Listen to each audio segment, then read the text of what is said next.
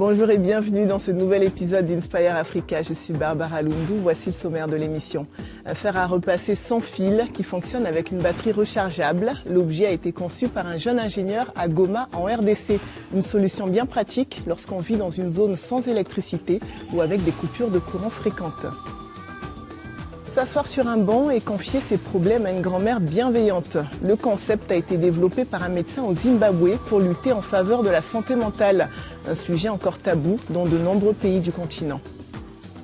Enfin, on vous présentera un jeune Sierra-Léonais installé en Afrique du Sud. Il a créé l'un des premiers robots humanoïdes du continent. Il nous en dira un petit peu plus sur son parcours et sur ce que l'intelligence artificielle peut apporter à l'Afrique. C'est un objet du quotidien que l'on utilise tous, le fer à repasser. Mais comment s'en servir lorsqu'on vit dans une zone sans électricité ou avec des coupures de courant fréquentes? Pour répondre à la question, direction Goma en RDC, où un jeune ingénieur a créé un fer à repasser sans fil qui fonctionne avec une batterie rechargeable en lithium. Dans cet atelier de couture situé à Goma, dans l'est de la RDC, il y a deux objets essentiels. À l'évidence, la machine à coudre, mais aussi le fer à repasser. Ici, les couturières ont adopté ce fer sans fil qui a la particularité d'être rechargeable.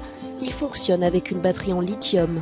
Ce fer nous est utile parce qu'il nous a aidé à réduire la consommation électrique du courant, mais aussi en cas de délestage, soit parlons en termes de coupure du courant, ce fer est vraiment utile, très utile, je souligne bien. Comme le fait qu'il y a des gens et une batterie interne, ça nous aide vraiment. Avec plus de 2 millions d'habitants, Goma est l'une des plus grandes villes du pays. Mais de nombreux Congolais rencontrent des problèmes d'électricité.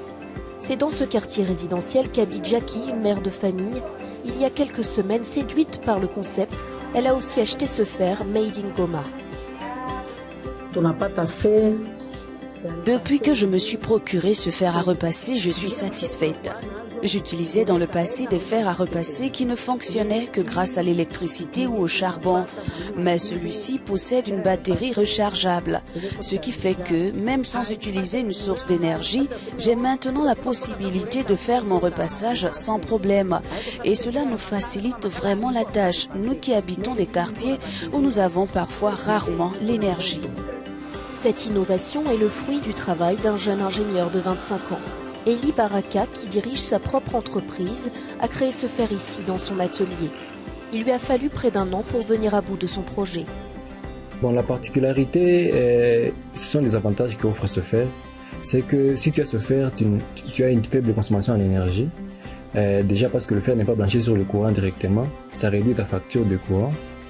Mais aussi pour ceux qui se déplacent dans des différents endroits où il n'y a pas peut-être du courant, en mission ou quelque part, le fer est portatif. Et aujourd'hui, dans le monde, nous avons un problème énergétique qui touche en tout cas beaucoup de pays. C'est que la consommation en énergie est en train de grimper, les factures aussi grimpent. Alors nous cherchons comment économiser l'énergie. Si ce fer ne semble qu'avoir des atouts, il détient cependant un inconvénient, son prix, environ $140. Le jeune entrepreneur qui a financé lui-même son projet espère un soutien financier pour notamment développer d'autres produits, eux aussi moins gourmands en électricité. Les questions autour de la santé mentale, comme la dépression ou le suicide, sont assez tabous en Afrique. Au Zimbabwe, un médecin a créé une association dont le principe est simple. Les personnes qui ont besoin de soutien émotionnel se retrouvent sur un banc pour confier leurs problèmes et décharger leur cœur. Joyce Gia est une mère de famille de 43 ans. Il y a quelques années, débordée par la naissance de ses jumeaux, lorsque son mari a perdu son travail, elle avoue avoir pensé à mettre fin à ses jours.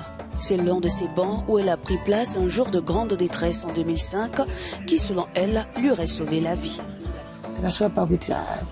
Je suis arrivée à un point où je voulais me suicider parce que j'avais eu la chance d'avoir des jumeaux et que je n'avais rien à leur donner puisque j'étais au chômage. Aujourd'hui, Joyce va mieux et gère une petite entreprise de fabrication de parfums et de savons. Au Zimbabwe, environ 160 000 personnes sont venues s'asseoir sur un de ces bancs au cours des 2 dernières années pour se confier à une grand-mère comme Chérie Ziwakai. Beaucoup de gens se font aider ici. Les personnes âgées et les jeunes viennent ici avec leurs problèmes. Nous aidons également les jeunes qui luttent contre la toxicomanie. La situation économique du Zimbabwe a multiplié les cas de dépression et troubles mentaux et une grande majorité de la population n'a pas les moyens de payer une séance de thérapie. C'est ce psychiatre Dickson Chibanda qui a eu l'idée d'offrir des séances gratuites en formant des femmes âgées aux bases de la psychologie comportementale. La mission du banc de l'amitié qui a toujours été la mienne est de sortir les gens de la dépression. Mais notre grande vision ambitieuse est d'avoir un banc de l'amitié comme celui-ci à distance de marche, partout, pas seulement au Zimbabwe, mais dans le monde entier.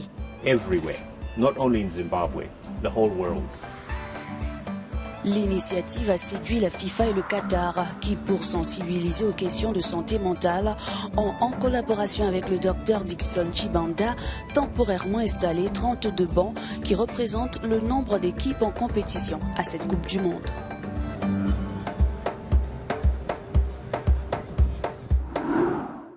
Avant de vous présenter notre invité, je vous invite d'abord à regarder cette petite vidéo du robot qu'il a créé. Hello. Sawubona, Dumelang fellow South Africans. I am the first humanoid robot built in South. Ce robot humanoïde peut donc tenir une conversation simple en anglais. Il a été créé par Abdul Malik Tejansi, un jeune Sierra-Léonais de 29 ans qui est installé en Afrique du Sud. Bonjour Abdul Malik, alors comment est née l'idée de créer ce robot humanoïde ?